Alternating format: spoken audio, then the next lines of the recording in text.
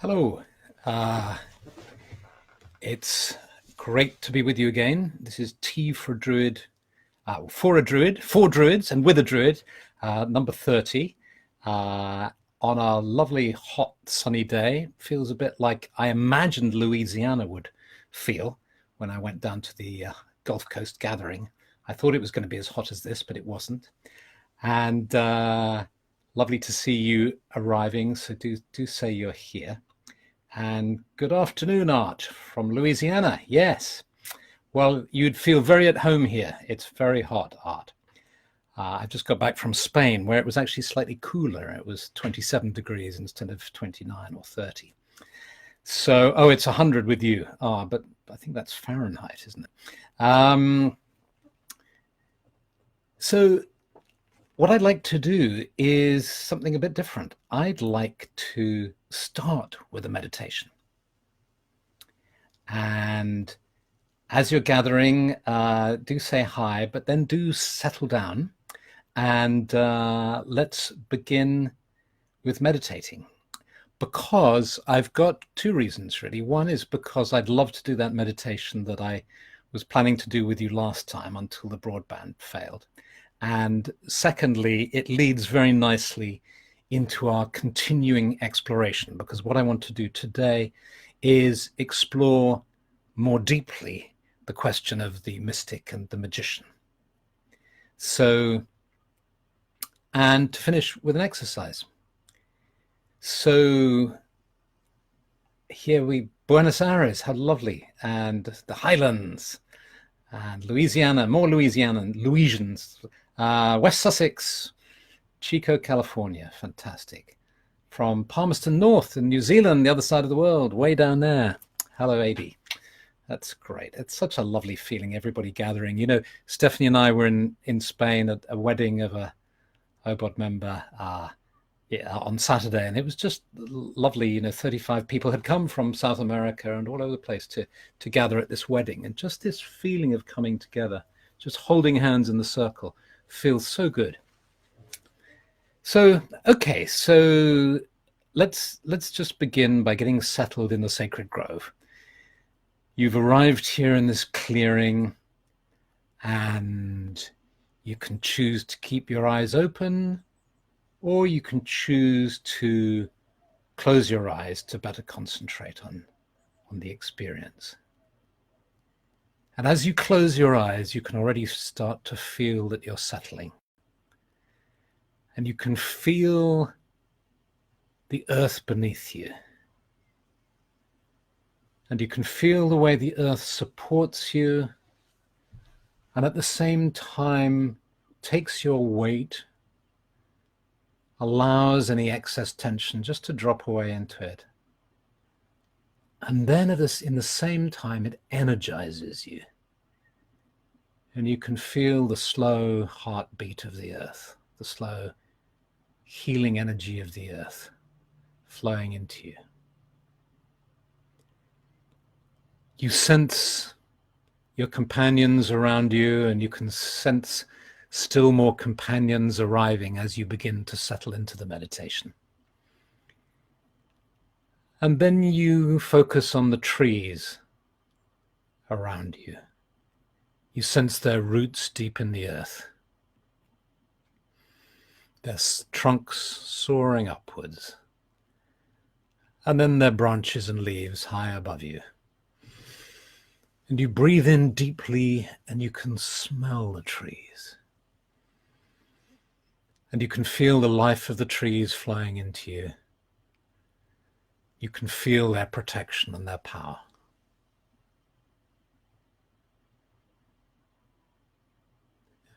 And then you become aware of the sky above you. Bright blue sky, its sunshine and its light flowing into you, filling you with energy and vitality. And you feel the energy of the sky meeting the energy of the earth within the center of your being.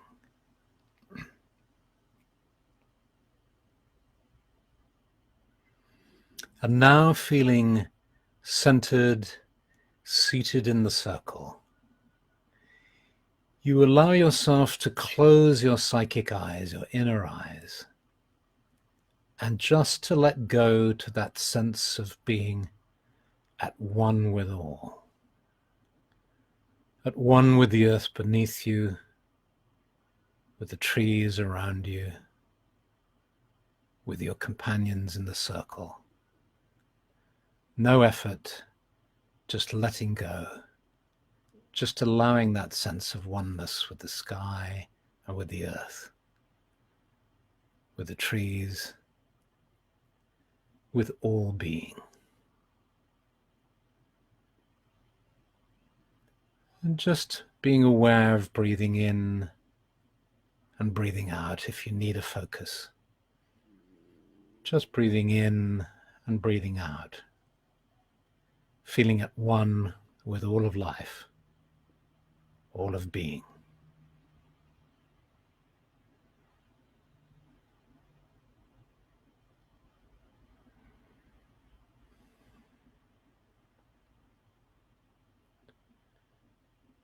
And then feeling calm and feeling focused. You allow your inner eyes to open, just slowly and gently, so that you see the ground beneath you, just around where you're seated.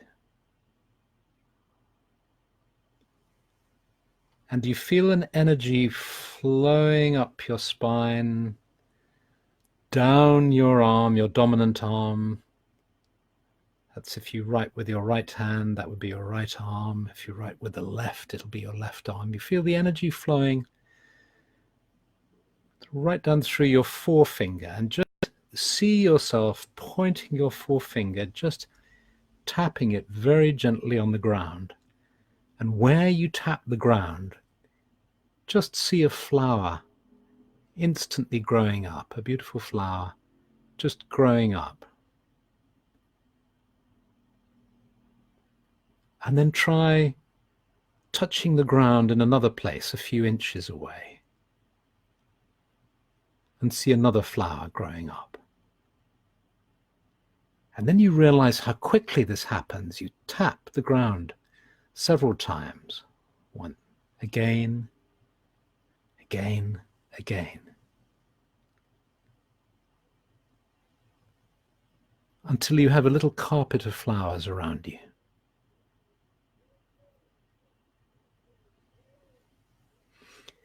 Smell the perfume of the flowers. If they don't have a perfume, try touching them with your finger just to make them have a perfume. And you might even like to look around at your companions in the circle, and perhaps you can see individuals seated around in this circle with little carpets of flowers in front of each of them.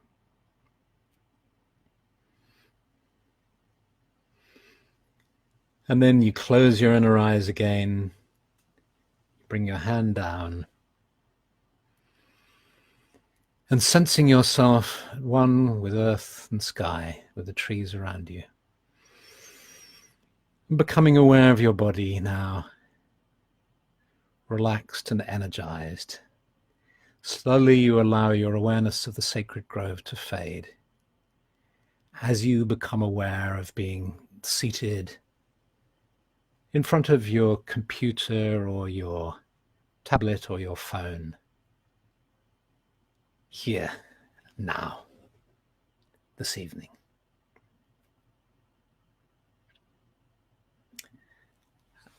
And so I appreciate that you might have arrived halfway through that, because I know a lot of people arrive a little bit late. But I hope you enjoyed it if you did arrive on time. And of course, you can always go back and try it again. So in that meditation, what we were doing is we were connecting to that part of us inside that is the mystic, that seeks to become one with all of being, to merge, to surrender to oneness. And then when we imagined using our finger as a magic wand, we connected with that desire in us to create, to give, to be of use in the world. If you like, we were being passive and then active, but that doesn't give the whole picture, does it? It's somehow more than being active and passive. But that's something to do with it. I created a small forest of sweet peas, says Jessie. That's nice. That's lovely. And so you remember Celia saying, I'm without any words. Lily of the Valley is the flower that I had, beautiful, with a lovely smell, of course. So you remember, if you were here having tea last Monday evening, you remember that we explored whether you felt you were a mystic or a magician. And I asked you to say which one you felt you were, and we talked a little bit about the definitions of that, what they can be. And I had a hunch at the time that magicians might be extroverts and mystics introverts, because magicians are, in the way that we were talking about, are people who are active in the world, they engage with the world and attempt to make changes in the world. And mystics tend to want to disengage from the world of appearances to become one with deity. And so I asked you to tell me, and I can give you the results now of the survey, which was really interesting, how wrong I was. I was only able to take a small sample of 64 responses, even though thousands of people watch these tea sessions, hundreds of people comment on them, but actually to extract the data from the comments, particularly in the sort of rather poor way that I handled that poll. I should have used an online poll, as somebody suggested. I was only able to be really certain about 64 responses. 56 of those 64 people said they were introverts, with only 8 people declaring themselves as extroverts. Isn't that interesting? 25 people identified themselves as introverted magicians, and 21 as introverted mystics, and then 10 as introverted mystic magicians. And you know the old joke that ask 10 druids for their opinion and you'll get 15 answers. Of course, there were plenty of people who had answers that couldn't fit into these simple categories. So only a small minority identified as extroverts, 3 people as magicians, 4 as mystics, and 1 as an extroverted mystic magician. So this is interesting. So it requires more research. Perhaps people drawn to the spiritual path, to magic and mysticism, tend to be more introverted than extroverted. Perhaps that's the case. Perhaps it's more about the people who comment. That could be a confusing factor. We don't know. But it was great to engage with you around this.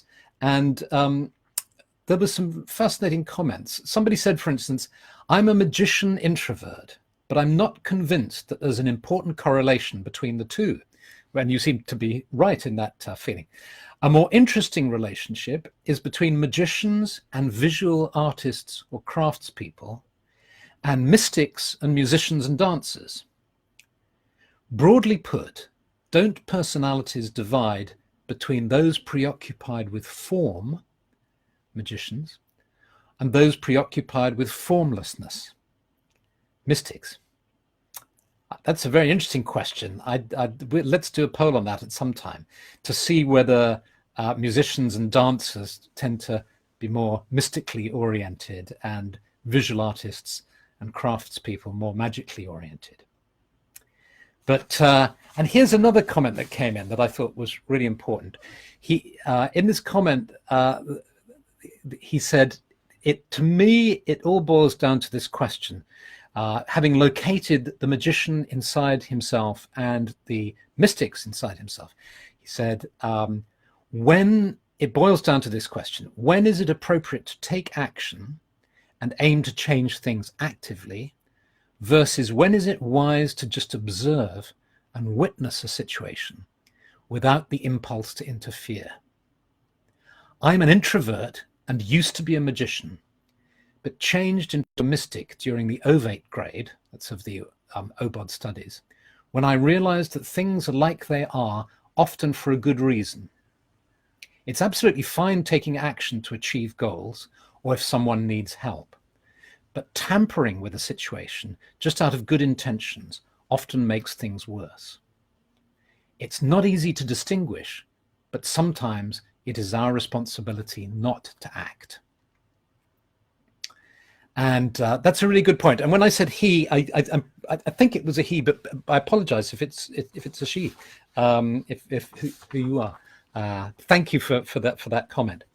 And then let me just read you one third one, which is comments that people made about changes that they have experienced over time. I used to be very introverted, but have become more extrovert.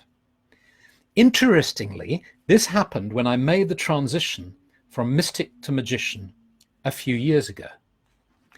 So, and a number of people talked about how they had started to shift. And I thought it would be interesting to look at this in the light of psychology, and in particular, a theory called subpersonality theory, which is very highly developed in psychosynthesis, but is found in all sorts of ways in other psychologies. I mean, even starting with dear old Sigmund, Freud, who came up with the idea of the id, the superego, and the ego, which somebody described once as depicting a human as somebody with a gorilla in the basement, with a rather nervous school teacher trying to mediate between the gorilla in the basement and the person in the middle, the ego. So the nervous school teacher was the superego, and the gorilla was the id. So even Freud had some sort of model of the self, of different parts of the self. And if we think about it, this makes a huge amount of sense. We can all identify the inner critic, the inner slob, perhaps. Will anybody own up to an inner slob? There's the the inner child, of course, which a lot of us are familiar with. There's the inner old person that a lot of us have inside us. There's the victim, the martyr, the tyrant. When you start to see yourself as a cast of characters, it's hugely instructive. And it's a great work to do. And of course, the more courage you take with this, the more honest you are, you're able to admit to the slob, and maybe even to the criminal and the fraudster and all the shadow dark sides and the light sides as well. So yes, Jane's admitted to the inner slob. Hurrah, Jane. And Pat has an inner and an outer slob. A range of sophisticated slob characters inside. Fantastic. So, and of course, this wonderful sort of motley crew is what we carry around with us. And if we don't believe we have this motley crew, people who kind of live in the box and they're always the same kind of person. They don't dare just to allow a different part of themselves to express themselves.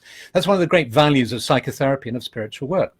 So let's home in on one particular inner character that I suspect we all have, which is the spiritual seeker.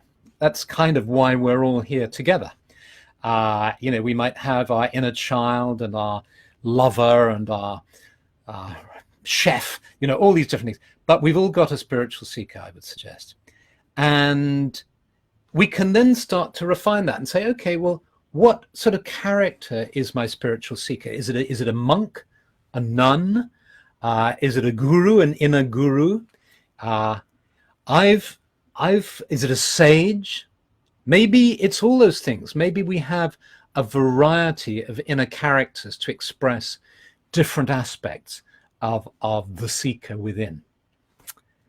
So in a way, I think you can take the mystic and the magician as two aspects or two subpersonalities, which reflect perhaps the spiritual seeker inside.